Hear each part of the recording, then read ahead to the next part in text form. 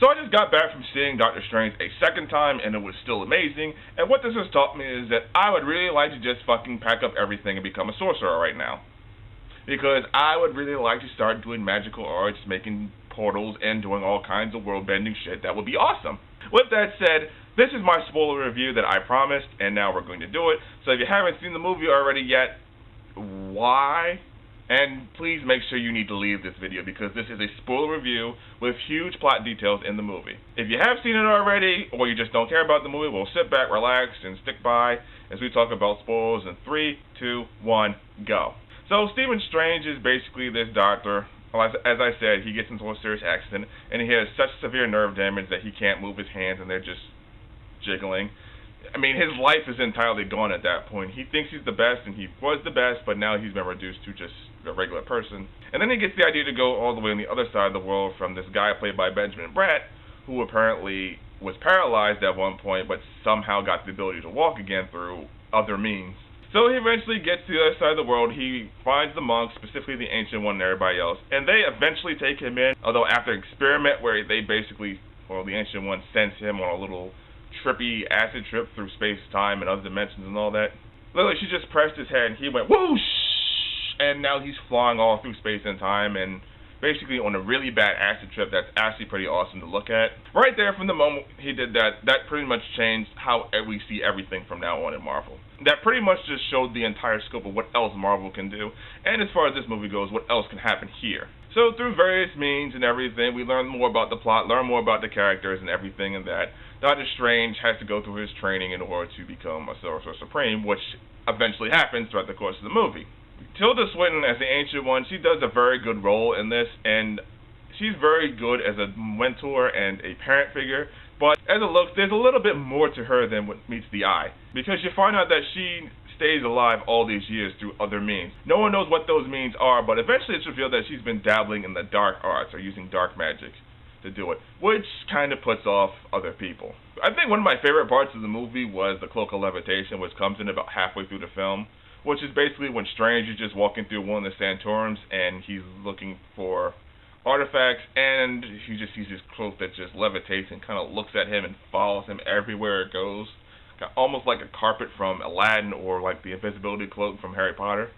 Okay, well, not really the invisibility cloak, but still, it just has a mind of its own. So him and Caseless get into this fight with some other sorcerers, and it's a pretty cool fight. He finally gets the cloak, and some bad things happen. He ends up at the hospital because he gets stabbed through Caseless's like little transparent like spear, and they have a pretty cool astral fight between him and one of his minions. I love the fact that throughout the course of the fight, Rachel McAdams is just operating on him, and she just sees him dead, or supposedly dead, and she can see his astral form, but beyond that, when the two of them are fighting, she just sees like things randomly move in and out of place. When something is knocked over, they're actually fighting and knocking shit over, but then really it's just, from her point of view, just a broom falls over and hits the ground. I want to talk about the New York sequence a lot, because that was actually one of my favorite sequences in the entire film, if not the favorite one for me. So basically, Doctor Strange, Caseless, and everyone else come into the real world, and then they try to put them in this little magic mirror world where it turns out Caseless and company are a little bit more powerful there than anywhere else.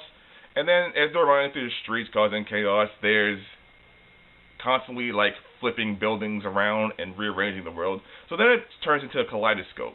You remember that sequence from the trailers where it looks like New York is just like splitting apart and folding in on itself? That's this entire sequence, and it looks fucking terrific. Just jumping across buildings, jumping up and down, running through trains, running through rooftops and everything, and then you just see the world like upside down, kind of like tilted on its side, and they're just running along the side of buildings. It's really trippy and really fun to look at, and I really have to give the visual effects department props for this, because this looks fucking terrific. Oh yeah, and this is the moment where the Ancient One gets stabbed and dies. Well, this happens a few minutes later, but she jumps out of her astral form and tries to delay it as long as possible, but then she just accepts the inevitable. The conclusion of this movie comes through, well, let me talk about that a little bit. The bad guy in this movie is Caseless, but he's not the ultimate bad guy. The ultimate bad guy is this being called Dormammu, which is this otherworldly demon figure that just exists in the outside world. And this is the threat that Wong said earlier that sorcerers protect the world from. And he's just a demon that lives in other dimensions in space. He conquers other dimensions, and in that dimension there's no essence of time there, so time does not exist. That right there was a bit of foreshadowing when they mentioned that. Because I noticed earlier in the film that they kept emphasizing Doctor Strange's watch. It was a really nice looking watch that was very expensive that he broke. And they kept hinting at that. And then they also mentioned later on that there was a point where he was trying to look through a book. And then Mordo, I think, admonished him and said, do you want to be stuck in an infinite time loop? That right there, that's also foreshadowing. I had a feeling that that's going to play a part in the central resolution of the film, and it did. So after all the sanctums are destroyed and they arrive too late to save everyone else in Hong Kong, Caseless basically opens up a new portal, and Doctor Strange decides, well, I have a better idea. I'm going to use the Eye Agamotto, and he flies in and he confronts Dormammu. And the first thing that happens is Dormammu blasts him with this little ray from his mouth, and you think that's the end of that. Except it's not. Instead, everything kind of like rewinds back, and then you see Doctor Strange float over this hill in front of him and say, Dormammu, I've come to bargain. And then Dormammu kills him again. And then you see the same thing repeat over and over and over when you realize what's going on. He says, Dormammu, I've come to bargain. Dormammu, I've come to bargain. Dormammu, I've come to bargain. Dormammu, I've come to bargain. And it just goes on and on. He gets killed various ways. He gets stabbed, impaled, choked, blown apart again. And eventually Dormammu just fucking doesn't understand, like, what is this? Because he doesn't understand time, he lives outside of time, he doesn't know what's going on, so he's basically trapped doing the same thing over and over. Which is actually really smart of Doctor Strange to figure out how to do this. So he basically realizes that using the Eye Agamotto, I can rewind time, and now I have Dormammu as my prisoner, and he basically just says, here's the deal. You leave Earth alone right now, and you can take Caseless with you, and I will stop this time loop. And eventually he hops out of the Dark Portal, and that's how it is. So Caseless and his company are basically pulled into a dark dimension, and that's the end of them. Needless to say, as it turns out, the Eye Agamotto is an Infinity Stone, and I sadly kind of learned that earlier before the movie came out when I was reading a page.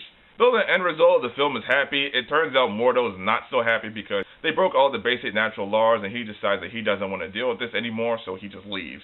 Both that and the fact that the Ancient One has been using other questionable means to keep herself alive. So basically, everything he thinks he believes is kind of questioned, and he just says, fuck it, I'm gone. So the first end credit scene is basically Doctor Strange sitting with none other than Thor, who's talking because apparently Loki is now on Earth. And this is the first time we've heard of Loki in like several movies, so the two of them decide to team up and try to find Loki and figure out where Odin is. The second scene is basically Mordo confronting Benjamin Bratt's character, trying to figure out what's wrong with him and how he got that power. And then Mordo decides, you know what, I see the problem now. There's too many sorcerers in the world. So he steals his power and decides, you know what, I'm just going to kill every sorcerer from now on. That's what's going to be. So I expect him to be returning in future movies. Hopefully, probably by Infinity War, because, well, now you have another Infinity Stone, which is the Eye Agamotto, so that leaves one left. And maybe that's in Thor Ragnarok, which was pretty much foreshadowed with the first credit scene. I don't know for sure, but we'll find out. So anyway, those are my spoilers for the film. That's my spoiler review, and I want to know, what did you think of the film? Well, I already asked you that. But still, I still want to know what you thought. Have you seen it? Let me know. Whatever you think, let me know. Leave me a comment below and tell me how you feel. Also, don't forget to check out my Twitter at AsteroidMike. Don't forget to check out my blog. Please don't forget to subscribe to my channel, and if you like what you see here, you can click on the link below or wait till the next slide.